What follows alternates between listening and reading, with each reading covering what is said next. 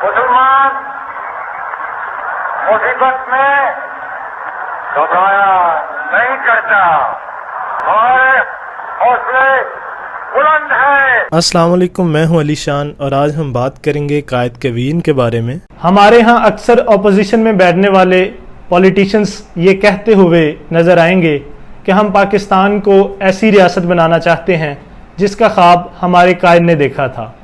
اگر ہم اپنی پولیٹیکل ہسٹری کو اٹھا کے دیکھ لیں، اس کا مطالعہ کریں، تو ہمارے نامور اینالسٹ اور رائٹرز اپنی تحریروں میں یہ کہتے ہوئے نظر آتے ہیں کہ آج کا پاکستان وہ پاکستان نہیں جس کو قائد اعظم نے ویژولائز کیا تھا۔ مثال کے طور پر اگر ہم ٹریک ٹو پاکستان کتاب کو دیکھیں تو اس میں جو قائد اعظم کے ویژن والا چیپٹر ہے وہ سٹارٹ ہی اس چیز سے ہوتا ہے کہ آج کا پاکستان بدقسمتی سے ویسا پاکستان نہیں ہے جیسا قائد اعظم بنانا چاہتے تھے۔ اس کے علاوہ ہم نے اداروں کو ایک دوسرے پر کیچڑ اچھالتے ہوئے دیکھا کہ فلاں ادارے نے قائد کے ویژن کو سپوئل کیا۔ یہ سب سننے اور جاننے کے بعد ہمارے دل میں ایک ارج پیدا ہوتی ہے کہ آخر کیسا تھا وہ پاکستان جس کو قائد اعظم نے ویژولائز کیا تھا، آخر ہمارے قائد کا ویژن کیا تھا، آخر وہ پاکستان کو کیسی اسٹیٹ بنانا چاہتے تھے۔ جب ہم کسی بھی شخصیت کا نظریہ، آئیڈیالوجی اور فکر جاننے کی کوشش کرتے ہیں تو ہم اس کے نظریے یا اس کے ویژن کو جاننے کے لیے کچھ بنیادی سورسز کو بروئے کار لاتے ہیں۔ آج کی اس ویڈیو میں ہم دو بنیادی سورسز کو استعمال کریں گے اور جاننے کی کوشش کریں گے کہ آخر قائد کا ویژن تھا کیا۔ پہلے نمبر پہ پرائمری سورس، جس میں کسی خاص شخص کی تقاریر یا تحریریں شامل ہوتی ہیں، یہ اس شخص کے ویژن کا ڈائریکٹ اظہار ہوتی ہیں۔ پھر ہمارے پاس آتا ہے سیکنڈری اور انڈائریکٹ سورس، جس میں کسی بھی شخص کی زندگی اور اس کی زندگی میں رونما ہونے والے واقعات اور ان واقعات میں اس شخص کا کیا عملی رد عمل تھا، اس چیز کو دیکھا جاتا ہے، کیونکہ آپ کا عملی رد عمل آپ کے نظریے، آپ کی فکر اور آپ کی آئیڈیالوجی یا ویژن کا آئینہ دار ہوتا ہے۔ پچھلے چند سالوں سے ہم دیکھتے چلے آ رہے ہیں کہ جب بھی قائد کے ویژن، ان کے نظریے یا طرز فکر کی بات چھڑتی ہے تو ان کا نظریہ ہمیشہ متنازع قرار دے دیا جاتا ہے۔ اس کی ایک وجہ ان کی 44 سالہ عملی سیاسی زندگی کو نظر انداز کرنا اور صرف ان کی تقاریر کو موضوع بحث بنانا ہے۔ جناح کے بارے میں کہا جاتا ہے کہ وہ بہت زیادہ پرو ڈیموکریٹ اور بہت بڑے کانسٹیٹیوشنلسٹ تھے۔ وہ کسی بھی غیر جمہوری یا غیر آئینی سرگرمی میں حصہ نہیں لیتے تھے، پھر چاہے وہ سرگرمی مسلمان کر رہے ہوں یا چاہے ہندو ہوں، وہ ہمیشہ اس کی مخالفت کرتے تھے۔ اس کی مثال ہمیں تحریک خلافت کے موقع پہ ملتی ہے، جب وہ مسلمانوں کو روکتے رہے اور اس کی سخت مذمت کرتے رہے اور سخت مخالفت کرتے رہے، ایون کہ انہوں نے مسلمانوں کو ہجرت کرنے سے بھی روکا تھا، جو کہ واقعی بعد میں ان کے لیے نقصان دہ ثابت ہوئی تھی۔ جناح ریولوشنری لیڈر نہیں تھے، وہ کانسٹیٹیوشنلسٹ تھے۔ وہ گاندھی کی نان کوآپریشن موومنٹ کے بھی خلاف تھے اور اس کو بھی انہوں نے اپوز کیا۔ یہاں پہ تحریک خلافت کی مخالفت کرنے پر اکثر لوگوں نے انہیں کافر اعظم کا لقب بھی دیا، لیکن میں سمجھتا ہوں کہ یہ ان کی پولیٹیکل میچورٹی کی بات تھی۔ وہ خلافت موومنٹ اور نان کوآپریشن موومنٹ کو غیر آئینی سمجھتے تھے، اور یہی وجہ تھی کہ جس وجہ سے انہوں نے بعد میں کانگریس کو بھی چھوڑا، کیونکہ کانگریس کا پہلا نعرہ جو ہے وہ کانسٹیٹیوشنلزم تھا، اور بعد میں جب انہیں وہاں پہ ایکسٹریمزم کے عنصر جو ہے وہ نظر آئے تو انہوں نے کانگریس کو بھی خیر بات کہہ دیا۔ اب یہ سارے واقعات ہمیں بتاتے ہیں کہ وہ کتنے بڑے آئین پسند تھے، مطلب ان کا ویژن جو تھا اس میں آئین کی بالادستی کس قدر اہم تھی۔ قائد اعظم کسی ریولوشنری لیڈر کی طرح سٹبن نہیں تھے، بلکہ بڑی انکلوسیو آئیڈیالوجی پہ بلیو کرتے تھے۔ وہ گیو اینڈ ٹیک پہ بلیو کرتے تھے، وہ بارگین پولیٹکس پہ بلیو کرتے تھے۔ ان کی انکلوسیو آئیڈیالوجی کی وجہ سے ہی انہیں ہندو مسلم یونٹی کا امبیسڈر قرار دیا جاتا ہے، اور اس کی مثال ہمیں مساق لکھنؤ کے موقع پہ ملتی ہے، جب انہوں نے مسلمانوں اور ہندوؤں کو ایک پیج پہ کھڑا کیا، اور اس کا نتیجہ یہ نکلا کہ اگلے 5 سال تک مسلم لیگ اور کانگریس کے اجلاس ایک ہی جگہ ایک ہی ٹائم پہ ہوتے رہے۔ ان کے مطابق مینز میٹر نہیں کرتے بلکہ اینڈز میٹر کرتے ہیں۔ ان کی اسی پولیٹکس کو، بارگین پولیٹکس کی ایک مثال ہمیں مزید ملتی ہے دہلی پرپوزل کے موقع پہ، جب انہوں نے ہندوؤں کو ایک آفر دی کہ اگر آپ دہلی پرپوزل کو ایکسیپٹ کرتے ہیں تو ہم اپنا سیپریٹ الیکٹوریٹ کا جو ہمارا نعرہ ہے ہم اس سے بھی وڈرا کر دیں گے. اس سے بڑی کوئی مثال ہمارے پاس نہیں ہے کہ وہ کس قدر انکلوسیو آئیڈیالوجی پہ بلیف رکھتے تھے. یہاں پر means doesn't matter ends matter کا مطلب یہ نکلتا ہے کہ وہ چاہتے تھے کہ اگر مسلمانوں کے لیے مسلمانوں کے رائٹس کو اگر پریزرو کر دیا جاتا ہے تو ہم یہ جو ہم نعرہ لگا رہے ہیں سیپریٹ الیکٹوریٹ کا، اس کا مقصد بھی یہی ہے، تو ہم اس نعرے کو جو ہے وہ وڈرا کر دیں گے. یہاں پر ہمیں ان سارے واقعات سے پتہ چلتا ہے کہ قائد اعظم بالکل بھی کٹر قسم کے سیاستدان نہیں تھے، بلکہ وہ گریجولیزم پر یقین رکھنے والے تھے، ایوولوشنری پولیٹکس پہ یقین رکھتے تھے، اور وہ آئین کی بالادستی چاہتے تھے. اب یہاں پر ایک سوال پیدا ہوتا ہے کہ اتنی زیادہ ہندو مسلم یونٹی کی تبلیغ کرنے والا شخص اچانک سے کیسے بدل جاتا ہے، کیسے اس کی لائف میں ایک شفٹ آتا ہے؟ تو اس کی بہت ساری وجوہات ہیں، یہ ایک لمبا ٹاپک ہے، لیکن ان شارٹ میں یہ بتا دینا چاہتا ہوں کہ 1920 کے بعد جو کانگریس کی سیاست تھی وہ بہت ایکسٹریمزم کو جو ہے وہ پروموٹ کر رہی تھی. انہیں کسی قسم کی جو ہے وہ کانگریس سے امید نظر نہیں آ رہی تھی، اور رہی صحیح جو کثر تھی وہ 1937 سے لے کے 1939 کا جو کانگریس راج تھا اس میں نکل گئی تھی. مسلمان جو بھی بل یا پرپوزل بھیجتے تھے اس کو آگے سے ریجیکٹ کر کے واپس بھیج دیا جاتا تھا.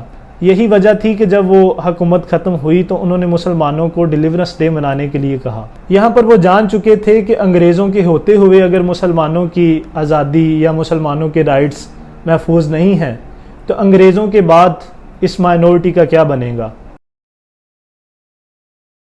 کہا جاتا ہے کہ کسی شخص کی سوچ جاننی ہو تو اس کی تحریریں پڑھ لو یا اس کی تقریریں سن لو، کیونکہ یہ دونوں اس کے ویژن کی عکاسی کرتی ہیں. اگر ہم اس کیس میں دیکھیں تو قائد اعظم کی چونکہ کوئی ریٹن کوئی ہمارے پاس ان کی کوئی تحریر موجود نہیں ہے، لہٰذا ہمیں صرف ان کی تقاریر پر ہی انحصار کرنا پڑتا ہے. اب اگر ان کی تقریروں کی بات کریں تو 11 اگست 1947 کی تقریر جو ہے وہ اس معاملے میں کافی زیادہ ہائی لائٹ کی جاتی ہے. ابھی ہم ان کی کچھ سپیچز کو سنیں گے اور اس کے بعد ان کو انالائز کرتے ہیں. آپ آزاد ہیں، آزاد رہیں. آپ لوگ اس ملک پاکستان میں اپنی اپنی عبادت گاہوں، مسجدوں یا مندروں میں جانے کے لیے. آپ کا مذہب کیا ہے، ذات کیا ہے، قوم کیا ہے، اس کا حکومت کے معاملات سے کوئی تعلق نہیں. And the life and the property and the religious belief should be fully protected by the state at any cost. یہ تقریریں ہمیں بتاتی ہیں کہ قائد اعظم کس قدر ٹالرنٹ اور ماڈریٹ قسم کی ریاست پاکستان کو بنانا چاہتے تھے. ایک ایسی ریاست جہاں ہر شہری کو بلا تفریق مذہب یا کسی بھی تفریق کے بغیر ہر قسم کے حقوق حاصل ہوں. قائد اعظم کا کہنا تھا کہ آپ بطور شہری نہ تو ہندو ہیں نہ مسلم ہیں بلکہ پاکستان کے شہری ہیں. جناح نے ایک US براڈ کاسٹ سے تقریر کرتے ہوئے پاکستان کے فیوچر کا ہنٹ کچھ اس طرح دیا کہ پاکستان کا کانسٹیٹیوشن جمہوری ہوگا. ایک دفعہ جناح سے کسی نے سوال کیا کہ جس طرح آپ مائنورٹیز کو حقوق دینے کی بات کرتے ہیں کہ بغیر کسی ریلیجن کے تمام لوگ جو پاکستان میں ایکول ہوں گے، تو کیا آپ ایک سیکولر اسٹیٹ بنانا چاہ رہے ہیں؟ یہاں پہ جناح نے بڑی خوبصورتی سے جواب دیا کہ کیا آپ نے اسلام کا سوشل ڈیموکریٹک سسٹم نہیں پڑھا؟ اسلام ہمیں اس سسٹم کی 1300 برس پہلے تلقین کر کے گیا ہے، تعلیم دے کے گیا ہے. پھر ایک دفعہ جناح سے پوچھا گیا کہ کیا پاکستان ایک تھیوکریٹک سٹیٹ ہوگی؟ یہاں پر بڑی سختی سے جناح نے جواب دیا کہ پاکستان کسی بھی صورت مذہبی پیشواؤں کے زیر انتظام چلنے والی سٹیٹ نہیں ہوگی، بلکہ یہاں پہ اقلیتوں کے بھی برابر کے حقوق ہوں گے اور وہ بھی ملک کی ترقی میں، ملکی معاملات میں برابر کا کردار نبھا سکیں گے. جناح کی ان تقریروں سے ہمیں پتہ چلتا ہے کہ جناح کسی بھی طرح کے کٹر نظریے کے حامی نہیں تھے. بلکہ وہ پاکستان کو ایک ماڈریٹ پولیٹیکل اور کانسٹیٹیوشنل اسٹیٹ بنانا چاہتے تھے، جہاں ہر کسی کو ہر قسم کے حقوق حاصل تھے اور جہاں ملک کی ترقی میں ہر کوئی برابر کا کردار نبھا سکتا تھا۔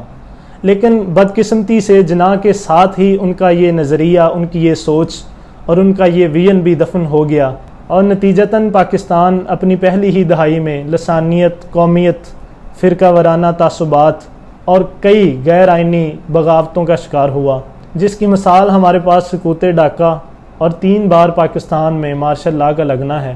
پھر 80 کی دہائی میں ہم نے پاکستان میں مذہبی انتہا پسندی کے عناصر دیکھے، جس کی سزا انفارچونیٹلی ہم آج بھی بھگت رہے ہیں، اور اس مذہبی انتہا پسندی کی وجہ سے بہت سی اقلیتیں خود کو محفوظ نہیں سمجھتی۔ ابھی پچھلے ہی دنوں ہم نے دیکھا ایک واقعہ جس میں ایک مندر کو آگ لگائی جاتی ہے، اور اس کے علاوہ ایک ہاسپٹل کی نرسز ایک چرچ میں جا کے میلاد کرواتی ہیں۔ تو یہ ہرگز وہ پاکستان نہیں ہے، یہ ہرگز وہ نظریہ نہیں ہے۔